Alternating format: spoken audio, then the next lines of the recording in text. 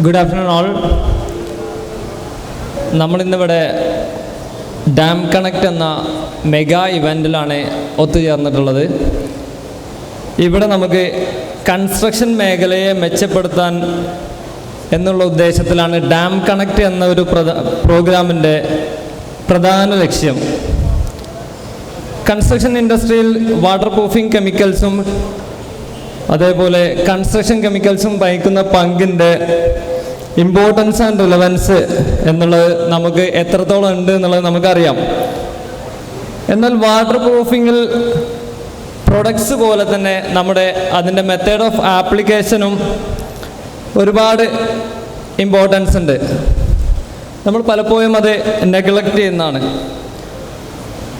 That is method matters. നമുക്കറിയാം method is as important as a product in waterproofing for several reasons. ഫസ്റ്റായി നമുക്ക് വരുന്ന point വരുന്നത് ആപ്ലിക്കേഷനാണ്.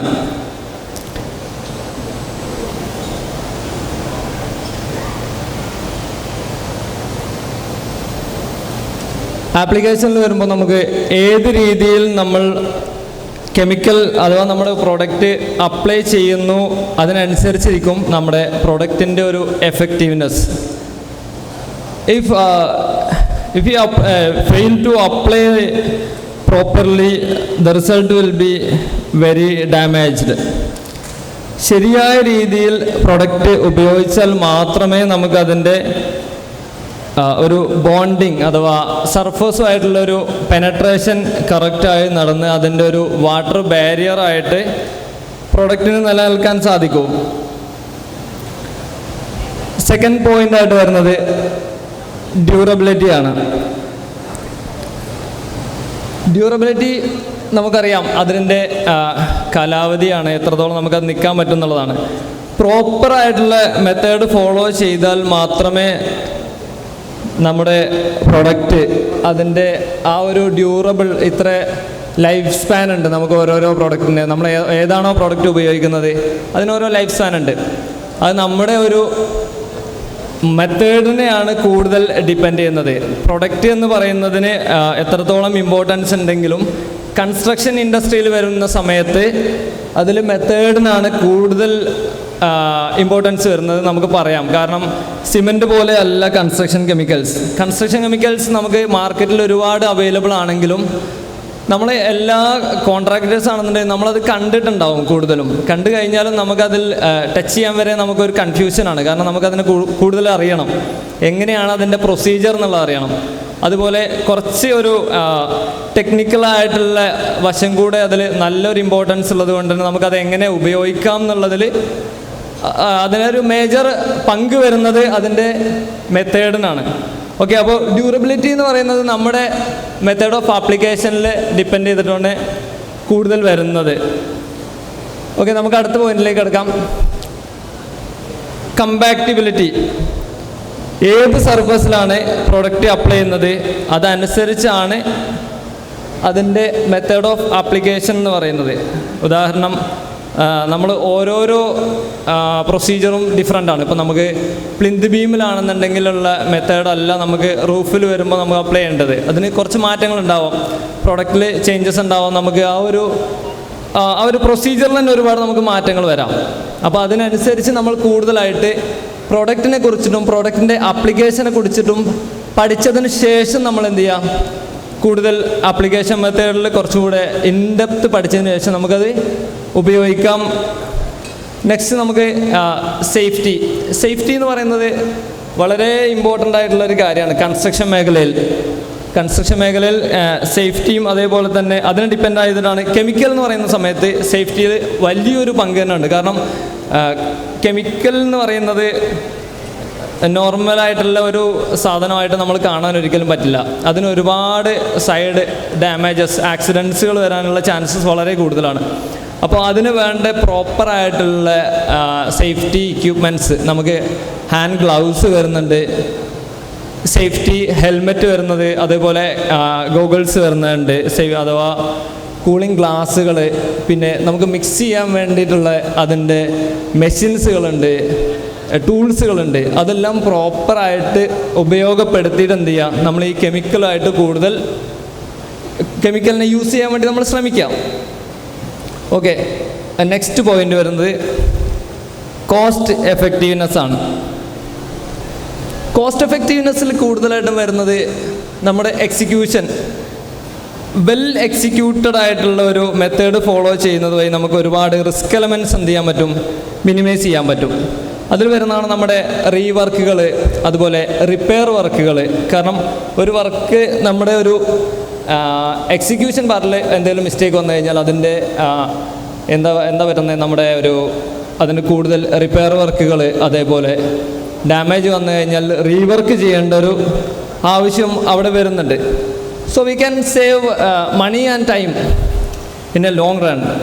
അങ്ങനെ തന്നെ നമുക്ക് പറയാം. കാരണം നമ്മുടെ ഒരു ചെറിയ ചെറിയ അശ്രദ്ധ പോലും ഇവിടെ കൂടുതൽ ഡാമേജസ് ആണ് നമുക്ക് സംഭവിക്കുന്നത്. അത് നമുക്ക് എല്ലാവർക്കും അറിയാം. നമ്മളെല്ലാവരും ഈ ഒരു ഇൻഡസ്ട്രിയിലായതുകൊണ്ട് കൂടുതൽ നമുക്കിതിൽ ചെറിയ ഒരു മിസ്റ്റേക്ക് വന്നു കഴിഞ്ഞാൽ പോലും നമുക്ക് വലിയ വലിയ നഷ്ടങ്ങളാണ് നമ്മൾ വഹിച്ചുകൊണ്ടിരിക്കുന്നത് എന്നുള്ളത്. സോ നമ്മൾ എന്ത് ചെയ്യാം, എക്സിക്യൂട്ട് ചെയ്യുന്ന സമയത്ത് പ്രോപ്പറായിട്ട് തന്നെ പ്ലാൻ ചെയ്ത് എങ്ങനെ വേണമെന്നുള്ള പ്രൊസീജിയറിനെ കുറിച്ച് കൂടുതൽ പഠിക്കുക എന്നുള്ളതാണ് നമുക്കിവിടെ ചെയ്യാൻ പറ്റുന്ന ഒരു കാര്യം. അവിടെയാണ് നമ്മുടെ ഡാം ഷുവറിൻ്റെ ഒരു റെലവൻസ് നമുക്ക് മനസ്സിലാക്കാൻ പറ്റുന്നത്. ഡാം ഷുവറിന് വെൽ എക്സിക്യൂട്ടഡ് ആയിട്ടുള്ള ഒരു ടീം തന്നെയുണ്ട്. നമ്മുടെ ലേബേഴ്സ് ആണെന്നുണ്ടെങ്കിലും ടെക്നിക്കൽ ടീമുകളാണെന്നുണ്ടെങ്കിലും നല്ല എക്സ്പീരിയൻസ് ആയിട്ടുള്ള ലേബേഴ്സാണ്, ടെക്നിക്കൽ ടീമാണ് നമ്മുടെ കൂടെ വർക്ക് ചെയ്യുന്നവർ. ഓക്കെ, നമുക്ക് അടുത്തൊരു പോയിന്റിലേക്ക് കിടക്കാം.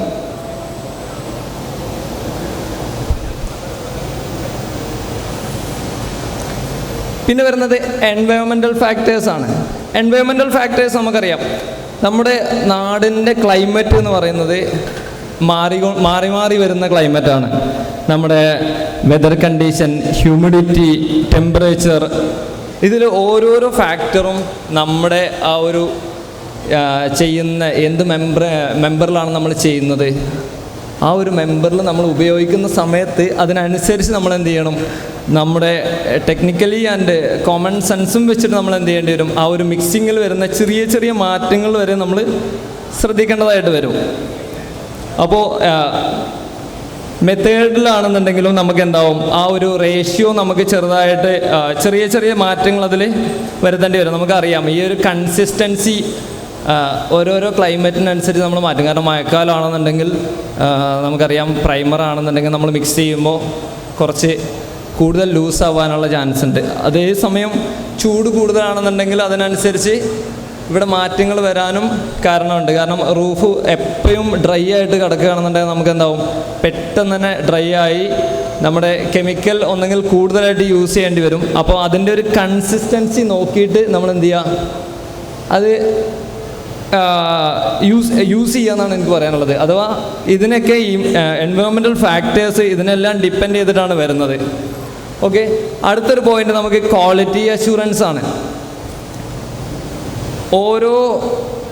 ഓരോ പ്രൊഡക്റ്റിനും ഓരോ കാര്യങ്ങൾക്കും നമുക്ക് സ്റ്റാൻഡർഡൈസ്ഡ് ആയിട്ടുള്ള ക്വാളിറ്റി മെത്തേഡ്സ് ഉണ്ട്.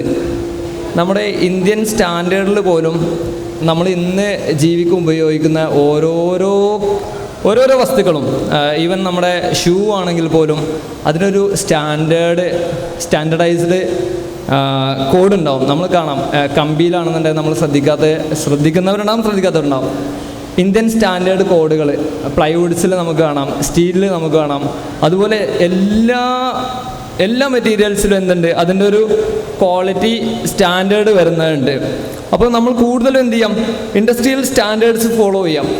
ഡാം ഷുവർ വെച്ച് നോക്കുമ്പോൾ ഡാം ഷുവർ ഇൻഡസ്ട്രിയൽ സ്റ്റാൻഡേർഡ് നന്നായിട്ട് ഫോളോ ചെയ്യുന്നതുകൊണ്ട് തന്നെ നമുക്ക് എന്ത് ചെയ്യാൻ പറ്റുന്നുണ്ട്, 25+ ഇയേഴ്സിൻ്റെ വാറണ്ടി നമുക്ക് ഈസി ആയിട്ട് നമ്മുടെ കസ്റ്റമേഴ്സിന് അഷ്യൂർ ചെയ്യാൻ പറ്റുന്നുണ്ട്. അപ്പോൾ നമ്മുടെ ഇവിടെ കൂടിയിരിക്കുന്ന ഓരോരുത്തരോടും എനിക്ക് പറയാനുള്ളത്, നമ്മൾ കൂടുതലും എന്ത് ചെയ്യാം, നമ്മുടെ ക്വാളിറ്റിയെ ഓരോ ദിവസവും എങ്ങനെ മെച്ചപ്പെടുത്തിയെടുക്കാൻ പറ്റും എന്നുള്ള കാര്യങ്ങളിൽ കൂടുതൽ ഒരു അനാലിസിസ് നടത്തി ഒരു സ്റ്റഡി ചെയ്ത് നമ്മുടെ വർക്കും അതേപോലെ നമ്മുടെ എല്ലാം കൊണ്ടും വർക്കും അതേപോലെ ക്ലയൻറ്റായിട്ടുള്ളൊരു കമ്മ്യൂണിക്കേഷൻ അങ്ങനെയുള്ള കാര്യങ്ങളിലെല്ലാം നമ്മൾ എന്ത് ചെയ്യാം, ഈവൻ നമ്മുടെ ഒരു നടത്തത്തിൽ പോലും നമ്മളൊരു ക്വാളിറ്റി സ്റ്റാൻഡേർഡായിട്ട് കൊണ്ടുവരികയാണെന്നുണ്ടെങ്കിൽ അതിൻ്റെ ഒരു ബെനിഫിറ്റ് നമുക്ക് കിട്ടുന്നതാണ്. ഓക്കെ, നമുക്ക് ഇതിൽ ഇത്രയും നമ്മൾ കാര്യങ്ങൾ പറഞ്ഞതിൽ നമുക്കൊരു ജസ്റ്റ് ഒരു കൺക്ലൂഷൻ എന്ന് പറയുന്നത്, നമ്മുടെ മെത്തേഡ്സ് ഹൈലി മാറ്റേഴ്സ് എന്ന് തന്നെ പറയാം. മെത്തേഡിനാണ് കൂടുതൽ വാട്ടർ പ്രൂഫിങ്ങിൻ്റെ ഒരു മേജർ റോള് വരുന്നത്. സോ നമുക്ക് പറയാം പ്രൊഡക്റ്റും അതേപോലെ തന്നെ നമ്മുടെ മെത്തേഡ് ഓഫ് ആപ്ലിക്കേഷനും ഒരു കോയിൻ്റെ രണ്ട് വശങ്ങളാണെന്ന് തന്നെ നമുക്ക് പറയാം. Okay, thank you.